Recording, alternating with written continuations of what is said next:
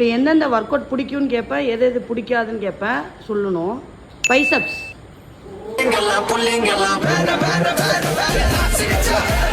உனக்கு பிடிக்குமா?